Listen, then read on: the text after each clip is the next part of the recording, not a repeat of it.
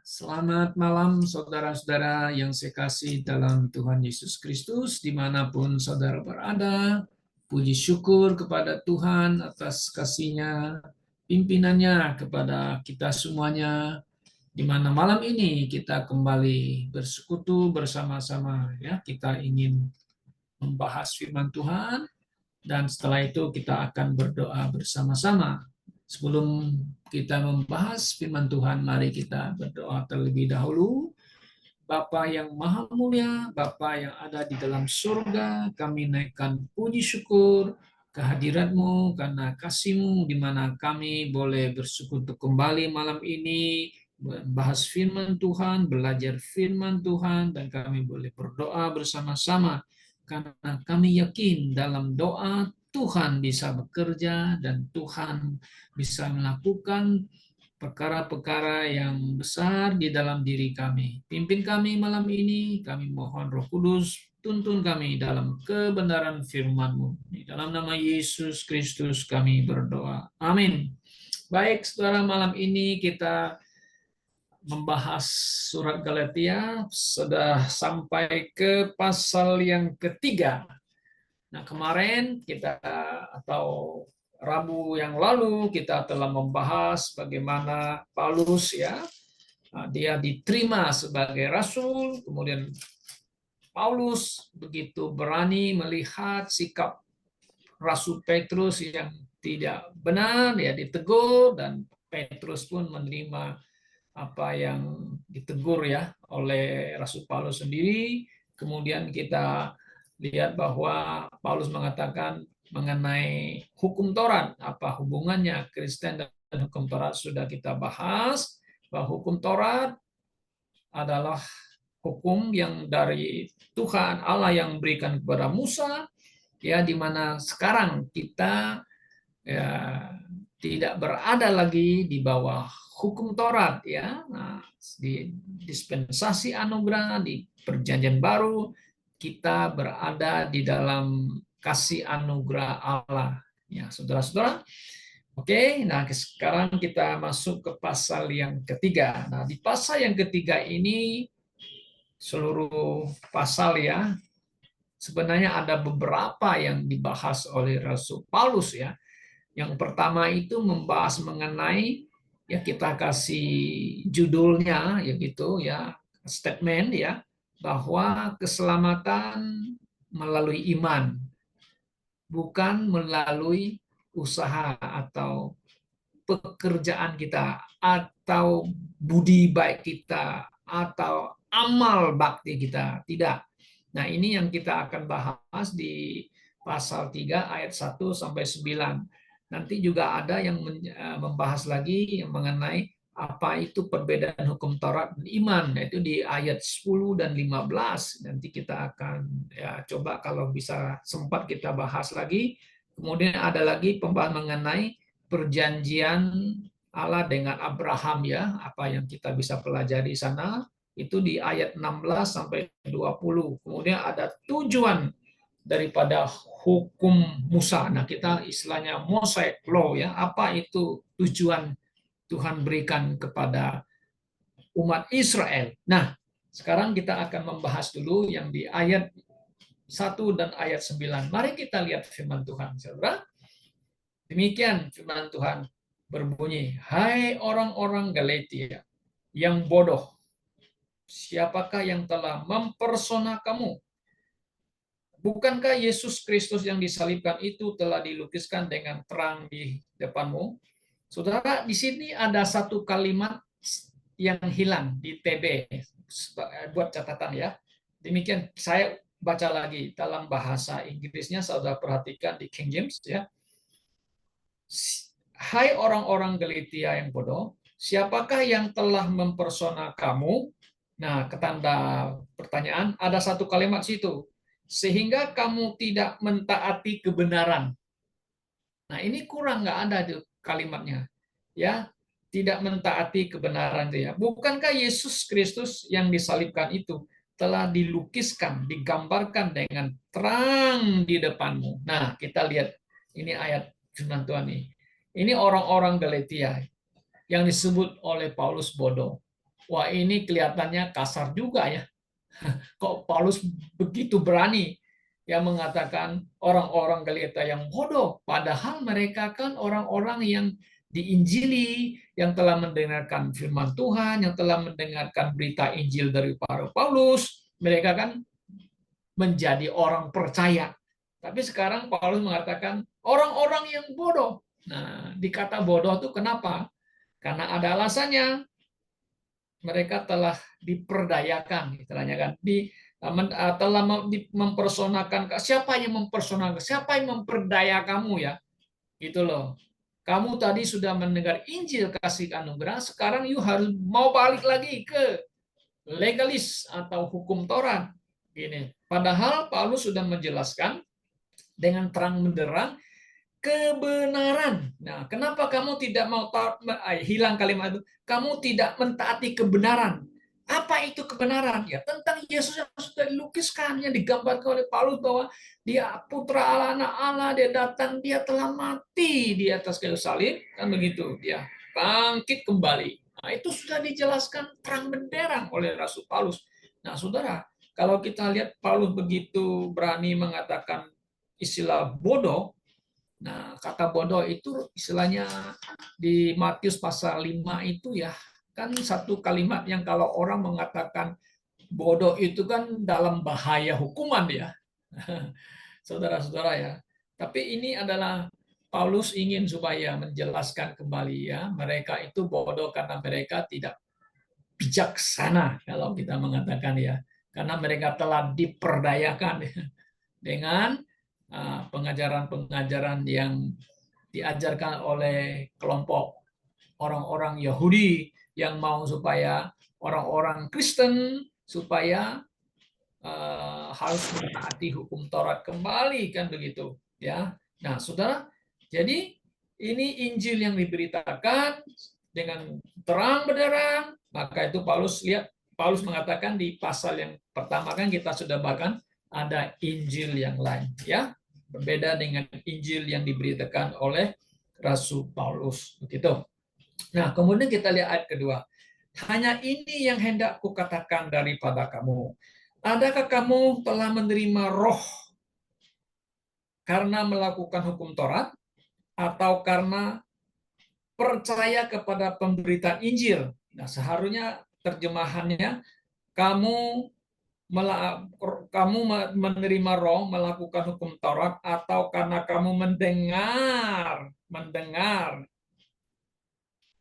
iman ya, mendengarkan iman itu ya. Kalau di bahasa King James itu ada, coba perhatikan di ayat yang kedua itu ya, by hearing of faith.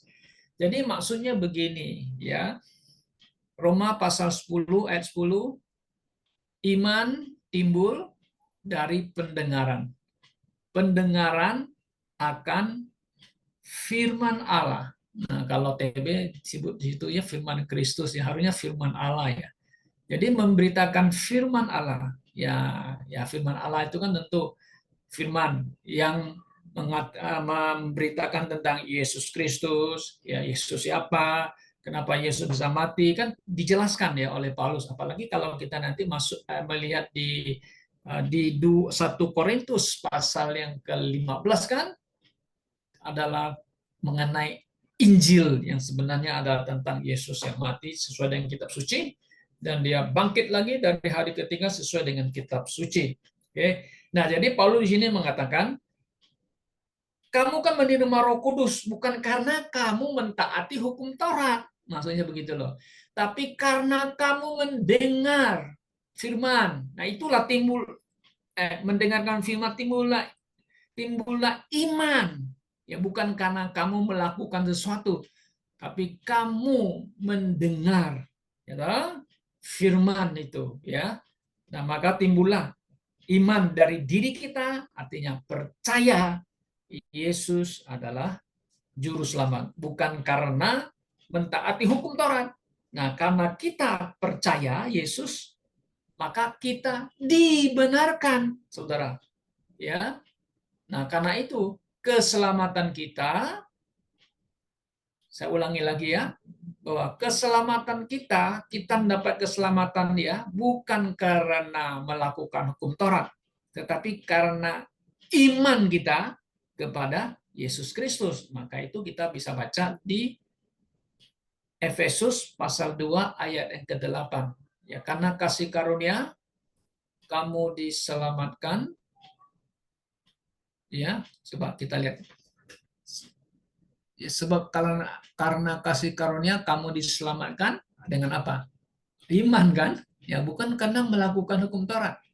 Bukan hasil usahamu. Nah, usahamu apa? Mentaati hukum Taurat. Tidak. Tapi pemberian Allah. Ya, itu kasih karunia pemberian Allah. Itu bukan hasil pekerjaanmu. Nah, saudara lihat, pekerjaanmu kan sekarang kan banyak orang ya, wah dia maunya melakukan sesuatu untuk Tuhan supaya dia diselamatkan ya, buat baik dan sebagainya, mentaati agamanya dan sebagainya, mentaati hukum Taurat dan sebagainya ya. Tidak, saudara ya. Jangan ada orang yang memegahkan diri ya. Jadi kalau you bisa masuk surga dengan usaha, dengan mentaati agama, wah kamu akan bangga nanti di surga ya. Tapi Anda tidak akan masuk surga kalau saudara masuk surga dengan usaha manusia, dengan kebaikan, dengan kebajikan. Tidak mungkin, saudara-saudara ya. Oke. Nah, kita lihat lagi di ayat yang ketiga. Adakah kamu sebodoh itu? Nah, Paulus berkata, kok kamu sebodoh itu ya? Kok kamu mau terima ya? Terpesona dengan kata-kata, dengan kalimat-kalimat indah, ya kan, saudara? Sehingga Paulus mengatakan, sebodoh itu. Kamu jangan gitu loh. Kamu sudah dibebaskan daripada hukum Taurat. Ikatan hukum Taurat.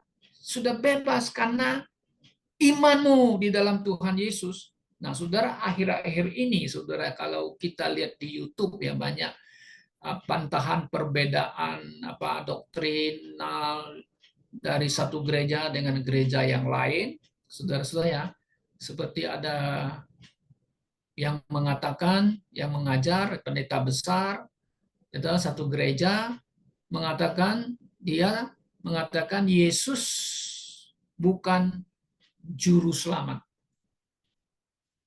Yang menjadi juru selamat adalah Yehova, Allah katanya. Jadi Yesus itu hanya sarana saja. Kadang-kadang kita pikir ini orang-orang ini putar balik, twisted kebenaran, firman kebenaran itu ya. Dia mengutip banyak ayat ya. Katanya tentang Maria mengatakan Tuhan atau Allah adalah juru selamatku. Dia mengargumentasi katanya. Maria kan tidak berkata anak yang dikandungnya adalah juru selamatnya. Nah, saudara, ini kata juru selamat bagi orang Yahudi itu banyak pemahaman ya. Dan kata juru selamat itu bisa berarti mereka tidak mendapat celaka. Orang Yahudi sebagai bangsa, mereka tidak mendapatkan bahaya dan sebagainya, artinya mereka selamat, kan begitu. Ya. Nah, mereka tahu bahwa kalau mereka mentaati hukum Taurat, mereka pasti masuk surga. Kan? Nah, kalau mengatakan Tuhan juru selamatku, bisa berarti itu Tuhan itu pelindung, maksudnya tidak mendapatkan bahaya. Jelas sekali. Nah, ini banyak orang-orang tidak memahami kata juru selamat di dalam konsep dispensasi. Nah, saya bilang dispensasi PL gitu. Ya. Nah, jadi mereka mengatakan ya Yesus bukan juru selamat katanya. Iya. Ini sebenarnya bertolak belakang dengan perkataan Yesus sendiri ya, bahwa dia itu kan anak Allah. Dia kan adalah anak Allah yang diutus untuk menyelamatkan umatnya dari dosa-dosanya. Di mana Gabriel berkata kepada Yusuf, anak yang dikandung Maria itu adalah juru selamat yang akan menyelamatkan dosa umatnya. Nah, dosa kata umat saya ini jelas sekali ya mengenai dosa. Karena Yesus datang bukan menyelamatkan mereka dari perbudakan, dari perhambaan atau yang dikuasai oleh Romawi. Tidak. Nah, kalau misalnya mereka diselamatkan, nah itu istilah boleh juga dikatakan Allah itu juru selamat, membebaskan mereka dari kerajaan Romawi. Tapi Yesus datang menyelamatkan dosa umatnya. Tentu adalah menebus manusia dari dosanya. Sangat jelas. Nah, Paulus di sini ingin menegaskan kembali ya, kamu kok sebodoh itu ya. Artinya janganlah sebodoh itu ya.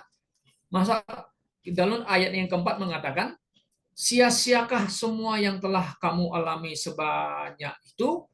Masakan sia-sia. Berarti kalau sia-sia berarti pemberitaan Injil Paulus sia-sia ya, Saudara. Nah, kita lihat ayat 5 lagi. Jadi bagaimana sekarang?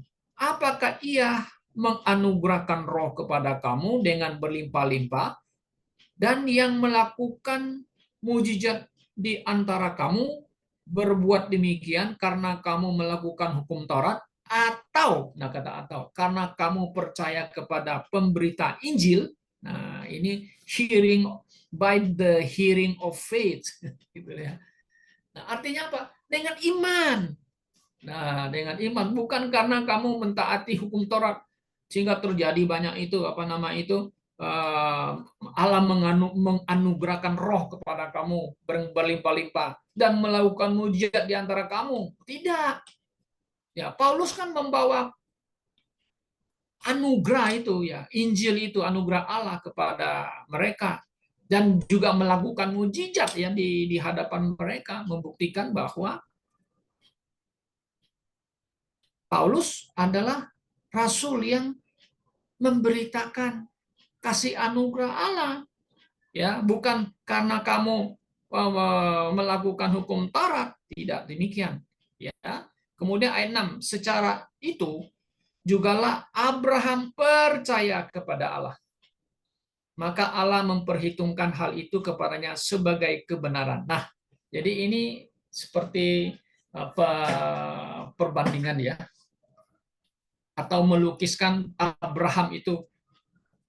Abraham percaya kepada Allah dan Allah memperhitungkan itu kepadanya sebagai kebenaran. Nah, sekarang kan begini, saudara ya. Kenapa Paulus masuk ke dalam artinya dia memberikan contoh seperti Bapak Abraham itu. Nah, Bapak Abraham itu kan tidak punya hukum Taurat ya. Hukum Taurat belum diberikan kepada Bapak Abraham. Ya, jelas. Tapi dia dibenarkan. Kenapa? Karena bukan mentaati sesuatu kan, tapi karena dia percaya. Nah, gitu. Percaya bahwa Allah ada, ya Allah yang hidup dan yang benar, ya yang memimpin Abraham itu yang dia percaya. Maka dia dibenarkan. Oke.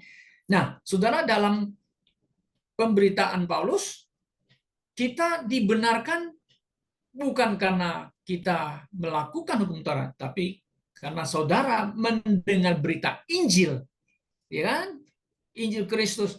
Nah, dari situ timbul iman kan? Dan iman kepada Yesus Kristus, gitu loh.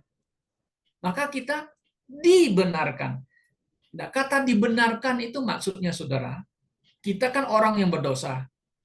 Waktu saudara dan saya percaya kepada Yesus, saat itulah kita ini dibenarkan Allah karena iman kita kepada Yesus Kristus. Allah membenarkan kita karena Yesus Kristus.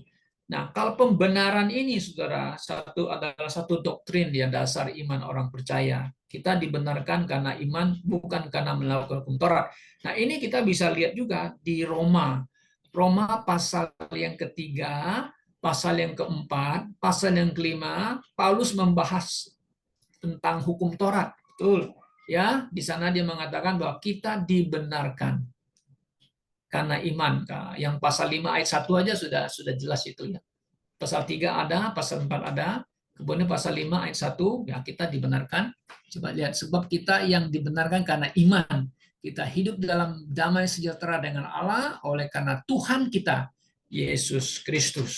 Nah, oke. Nah, kemudian kita lihat saudara, ayat yang ke-8 Galatia tadi pasal 3, coba. Dan kitab suci katanya, ini kitab suci ya. Tentu ini adalah kitab suci PL ya. Yang sebelumnya mengetahui bahwa Allah membenarkan orang-orang bukan Yahudi oleh karena iman telah terlebih dahulu memberitakan Injil kepada Abraham. Olehmu segala bangsa akan diberkati. Jadi mereka yang hidup dari iman, merekalah yang akan diberkati bersama-sama dengan Abraham yang beriman itu. Nah, sekarang dia maksudnya apa sini? Nah, kitab suci katanya sebenarnya mengetahui bahwa Allah membenarkan orang-orang bukan Yahudi oleh karena iman. Oh ya, kita kan tidak ada hukum Taurat. Saudara saya kan kita bukan hidup dalam bawah hukum Taurat. Tapi karena kita mendengar Injil itu kan, nah kita mendengar berita Injil, kita dibenarkan. Nah, seperti yang Paulus ini mengatakan, telah terlebih dahulu memberitakan Injil kepada Abraham. Nah, oke, ini Injil ini yang didengar oleh Abraham itu sama nggak dengan Injil yang kita dengar saat sekarang? Tentu beda, saudara ya. Nah, saudara, Injil ini artinya kan good news. Ya, apa yang Allah sampaikan kepada Bapak Abraham, good news itu. Nah, itu adalah janjinya kepada Bapak Abraham, ya. Tuhan akan memberkati dia dan dari keturunannya nanti akan datang kan berkat bagi semua bangsa. Nah, itu kemudian Injil yang disebut oleh Paulus itu dengan jelas adalah Yesus Kristus, berita Injil di mana tentang Yesus Kristus ya. Karena nah, saudara yang saya kasih dalam Tuhan Yesus ya. Jadi hari ini coba kita simpulkan ya di dalam ayat yang 1 sampai ayat yang ke-9 ini sebenarnya Paulus ingin menekankan kembali bahwa keselamatan kita ya melalui iman.